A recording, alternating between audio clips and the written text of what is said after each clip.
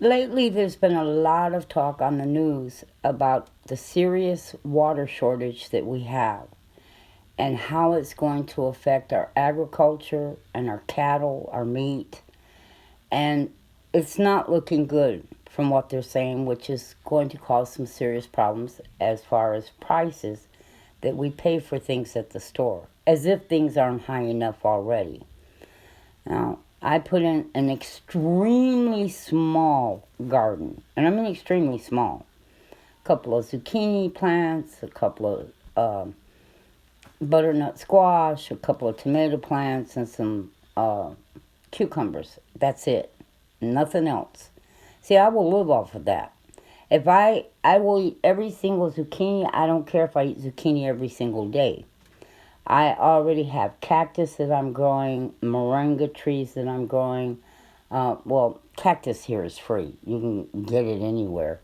And I eat a lot of that already too. And so I'm doing as much as I can to possibly keep from buying groceries. Although I really didn't do a lot of grocery shopping before. And this brought up a discussion in my own family when we seen on the news the problem with the water situation. And I said, I wonder how much it's going to affect me. And a family member popped up and said, not much. And I said, what do you mean not much?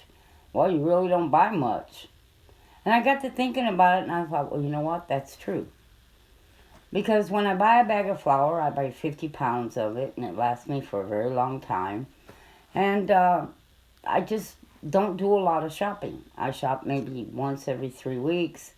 And I go to the frozen food section, and I usually go to Costco because, like, I get honey, um, olive oil, certain things, and it's much cheaper at Costco. I won't shop Walmart or Sam's Club. I'm sorry, I avoid those places.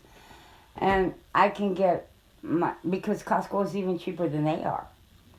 And some people say, well, you have to buy in bulk. No, you don't have to buy in bulk. You can go into Costco, and there's tons of things that are not in bulk at all. But I go to the frozen section, and I get vegetables from the frozen section. I've been in stores where I hear people talking about how sky high the prices are and they don't know what they're going to do. And I'm looking in the cart and I'm seeing microwave popcorn. I'm seeing bags of chips and boxes of cereal. And, not just cereal, instant oatmeal also.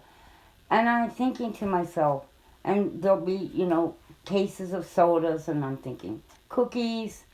And I'm like, that's not food. And that's why your bill's so high. Because we don't eat the way we really should eat, and our kids don't either. Instant oatmeal you can do yourself. All they do is take oatmeal and put it through a processor with a blade on it that finely chops the oatmeal. Your food processor or your blender would do the same thing to a huge container of oatmeal, which would give you, instant oatmeal. Just throw some raisins in it and some cinnamon and or some fresh chopped up apples, and there you go. See, when you go in the grocery store, there's only two sections really you should go to: meat and vegetables. And I go for frozen for the simple reason, if you're going to the store every 3 or 4 weeks and getting enough vegetables, you don't want to get the fresh because it won't be any good by the time you get to the store again. So frozen lasts a lot longer, and it's just as good as fresh is. I don't buy lettuce because lettuce is just it nutritionally it doesn't really have much, and it goes bad quicker. So I go for cabbage, and cabbage can keep months in the refrigerator where a head of lettuce can't. And finely chopped, you can cook it and with meat and do all kinds of things with cabbage. You can even use it in replacement of lettuce, even in salads. Microwave popcorn, forget it. I go with white popcorn, white, because it's non-GMO and it's just as good. I don't buy potato chips. If I want potato chips that badly, I'll peel a potato, use the grater on the side that slices because it slices real thin. I will rinse the potatoes off to get the starch off of them and throw in some hot oil or lard, and voila. We've gotten too accustomed to processed foods, and we've gotten accustomed to the quickness and the easiness of it. There's so many things we can do ourselves, things that are coming in bags and packages, like sausage, for instance. You can make your own sausage just as good and far cheaper than what you're buying your breakfast sausage for at the store. You just have to be frugal. In other words, when the pork, because sausage is made from the butt roast, it's made from that. You wait till it's on sale. Here it comes on sale usually once a year, twice maybe, for 99 cents a pound. Put some money aside. Buy yourself $30 worth and make 30 pounds of sausage. And you'll have sausage to do you for quite some time for 99 cents a pound. There's so many things that you can do. When you go in the store and you think about, well, what aisle should I go with? Stay away from the bread aisle. Make your own bread. Make your own flour tortillas. Maybe get a jar of peanut butter. Don't mess with jelly or jam. Buy bananas and mash one banana up. If you got 3 or 4 kids, take one banana, mash it up into your peanut butter and spread it on bread that you've made at home yourself. And make your own sort of jams and jellies. Don't throw your orange peels away. Look it up. You can cook the orange peel and candy it, and it's delicious. And so many people are throwing their orange peels away. Why? They don't want to mess with making it. Well, there's coming a time when you're going to have to. And so the more you learn now and the more you do for yourself now and get away from those store aisles that carry stuff that really serve no real good purpose for you. Coffee creamer. You can make your own coffee creamer. It's 1 cup of powdered sugar, 3 cups of instant milk. Now, you say, well, instant milk is expensive. Coffee creamer is going to go expensive because guess what it has in it? Instant milk. And it is going to get higher in price. And so, trust me, buying it eventually is going to cost you more than if you make it yourself. I used to, people say, well, it's cheaper to buy cookies than it is to make them. Not anymore. Cookies have gone up in price, and the cookie has gotten much smaller compared to what it used to be. And you're paying for a whole lot of artificial ingredients in all of that. You really are. Look at the list on the side. Most of it's artificial, and the cookies have gotten much, much smaller. Pick up some packaged lavender. Stick it in some sugar.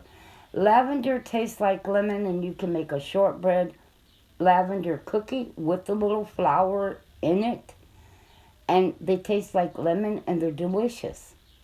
There are so many things that you can do. Scramble your eggs instead of frying an egg individually, because scrambled eggs actually go further than fried eggs do. You could serve more people with it. You just can. And practice with things. I used to make sandwich bread, but it wasn't exactly my favorite thing. It's time consuming. It took a long time. And I don't like turning my big oven on that's to my stove in the summertime. And so, because I don't have an air conditioner. And but I have an electric oven that's it's big. You can rotisserie chicken in it, and you can cook a small turkey in it. And so I decided I would go with more like an artesian bread, but I didn't care for very many of the recipes, and I worked with it, and I got one that I fixed it myself, and I like it. So you have to play with things. You keep looking at it and saying, well, I don't care for this texture, and I didn't care for that. And you practice. But I don't buy bread at the store anymore. My family loves the bread that I make, and I'm actually going to put a video of that bread up, and it's easy because I get up at 3 in the morning, and I can go in my kitchen early in the morning and start this bread, and you don't have to knead it, you don't have to do anything really to it, and it's wonderful. Take your potato skins, when you scrub your potatoes, uh, if you peel them for mashed potatoes, take the skins and sprinkle a little olive oil over them, toss them, sprinkle a little salt over the top of them, lay them flat out on a baking sheet, pop them in the oven. You got a crispy, wonderful, salty snack that tastes really good.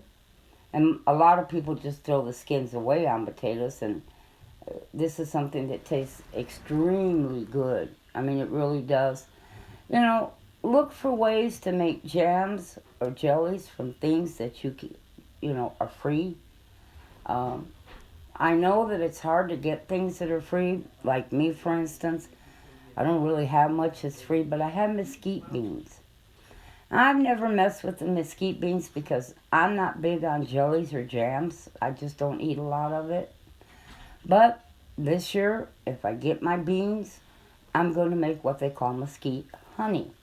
Now, you can make uh, jams or preserves from tomatoes, but it does taste like tomato.